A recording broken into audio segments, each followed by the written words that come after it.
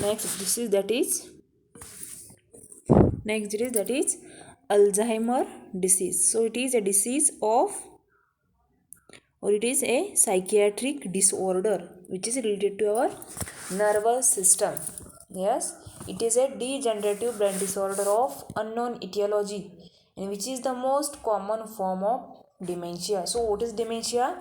So it is a serious mental problem and which is caused by brain disease or the brain injury, and due to this brain disease or the brain injury that affects the ability to think, then ability to remember and behave normally. It means there is short term memory loss.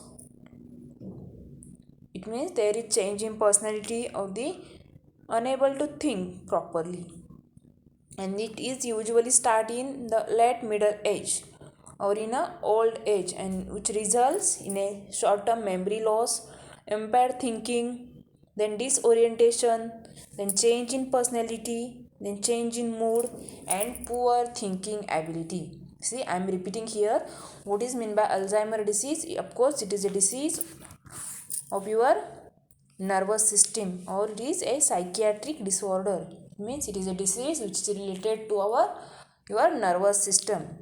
So it is a degenerative brain disorder of unknown cause or the unknown etiology, and which is the most common form of dementia. Yes, dementia, it is a mental serious problem, and which is because of what? A brain disease or the brain injury, and due to this there is unable to think properly or the impaired thinking, then memory loss, disorientation, changes in personality, then change in mood, and poor thinking ability. Then this Alzheimer disease is a chronic and irreversible disease that affects the cell of brain and cause impairment of intellectual functioning.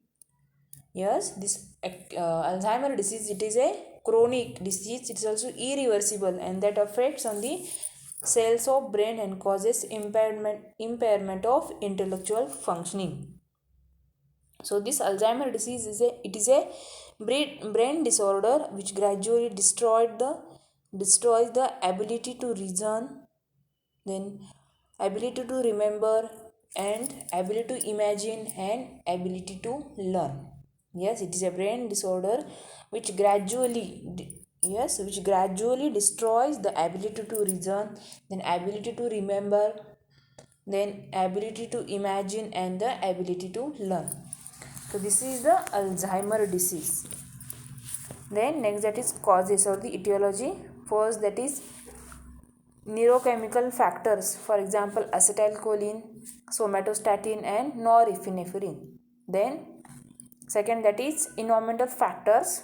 In that, first, cigarette smoking, then certain infections, then metals or the industrial or the other toxins, then use of cholesterol lowering drugs, for example statin, then family history, head injury or head disorders, for example in that stroke, high bp or high cholesterol, then diabetes, then head injury, then family history. So this it is a or etiology of or the causes of this Alzheimer disease. Basically I think it is already discussed in our definition, that is it is a degenerative brain disorder of unknown etiology. It means unknown cause. Then risk factors, in that, first risk factor, family history, high blood pressure, smoking, use of alcohol, head injuries, then gender. Yes, I am repeating the risk factors. First, there is family history, then high blood pressure, smoking, then use of alcohol, head injuries, then head disorders, and gender. Then next, that is complications in Alzheimer diseases. First, that is first complication, difficulty in coordination. Then next, difficulty in balance. Then bladder and bowel problem. Then depression. then loss of cognitive functions, as I told earlier, or it is already discussed in previous lecture. Cognitive functions or the cognitive problems, it means problem in thinking, then problem in reasoning, and the problem in remembering. These are the cognitive functions. For example, thinking, reasoning, and remembering. There is problem in or the failure in these cognitive functions. Then sleeping problem, then change in mood, difficulty in concentration or the difficulty in concentrating, then withdrawing from friends and relatives, then restlessness and agitation. These are the few complications of Alzheimer diseases. I am repeating. See here, difficulty in concentration, then second, difficulty in balance, next bladder and bowel problem, then next depression, then loss of cognitive functions. For example, yes, loss of remembering, unable to think, then remembering, reasoning, and learn. Then change in mood, sleeping problem, difficulty in concentrating or difficulty in concentration. Or simply we can say that unable to concentrate. Then withdrawing from friends and relatives, and then restlessness and agitation. The next, that is different signs and symptoms of this disease. First, that is memory loss,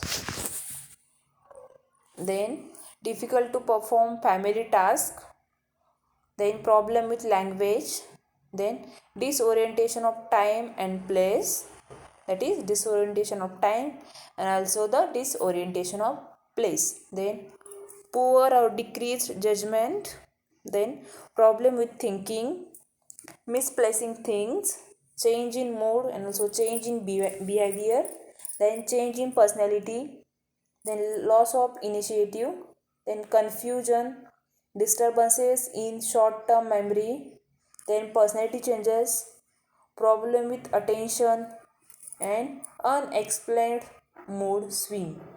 It means mood swing without any reason. I am repeating.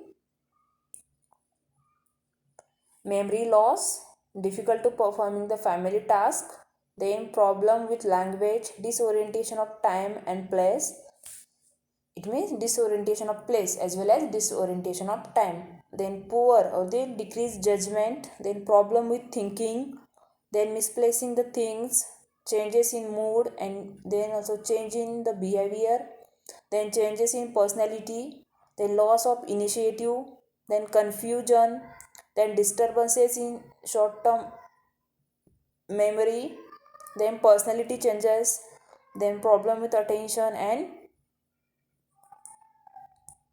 unexplained mood swing. Generally, there are three stages of this Alzheimer: early stage, middle stage, and late stage. Late stage Alzheimer disease. Next, we will see the pathophysiology. Generally, in Alzheimer disease attacks a nerve and the brain cells as well as neurotransmitters. Yes, in Alzheimer disease there is attack on nerve cells, brain cells, and as well as neurotransmitters. So the destruction of these parts, it means destruction to the nerve cell and brain cells. It causes clump of protein to form around the brain cells, and this clump are known as plaque or the bundle. Yes, due to this destruction, what will happen? Or it causes a formation of clump of protein to form around the brain cells, and this clump is called as or is known as plaque or the bundles. And the presence of this plaque and the bundles start to destroy the more connection between the brain cells. It means what? If the plaques or the bundle is formed, then it will start to destroy the more connection between your brain cells. We will see in short pathophysiology. First, that is due to the etiological factor or due to the any cause, what will happen? There is change in or the changes occur in the protein of the protein of the nerve cells of the cerebral cortex. Then due to this, there is accumulation of fibrillary tangles and plaque. Then next, due to this accumulation, granulovascular degeneration, and due to this degeneration there is loss of cholinergic nerve cells, and finally there is loss of memory, loss of functions, and loss of cognition. It means, as I discussed earlier, what is meant by cognition. Yes, I am repeating, due to this any etiological factor, what is there is change in the protein of the nerve cells of the cerebral cortex. Then due to this there is accumulation of neurofibrillary tangles and plaques. Then due to this granulovascular degeneration, and due to this next, that is loss of cholinergic nerve cells, and finally there is loss of memory or the loss of function, and also the loss of cognition. Then next, that is diagnosis. So what is diagnosis for this, or which tests are used for diagnosis or the investigation? First, that is psychiatric assessment, then mental status examination and neuropsychological assessment. Then next, laboratory test, then CT scan, MRI, then PET, then SPECT, then ECG, then electromyogram, and CSF examination, that is cerebrospinal fluid examination. This is the diagnosis. Next, that is treatment. And treatment, use of anticonvulsant drug, then use of antipsychotic drug, then use of anxiolytic drug, use of antidepressant drug, then use of acetylcholinesterase inhibitor. And this acetylcholinesterase inhibitor, it prevents the breakdown of acetylcholine. Is a chemical messenger and which is important for learning and memory.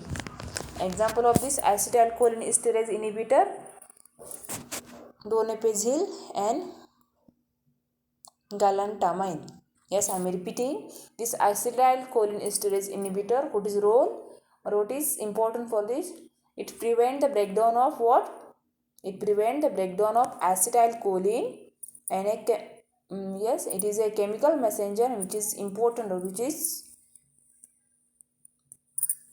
which play a major role in learning and memory. An example of this drug, that is donepezil and galantamine. Then antidepressant drug, anxiolytic drugs, antipsychotic drug, and anticonvulsant drugs. Next, that is preventive measure for this disease. First, that is long-term use of NSAIDs, then engaging in intellectual activities, then regular exercise, and next, that is low to moderate intake of alcohol. So this is all about Alzheimer disease.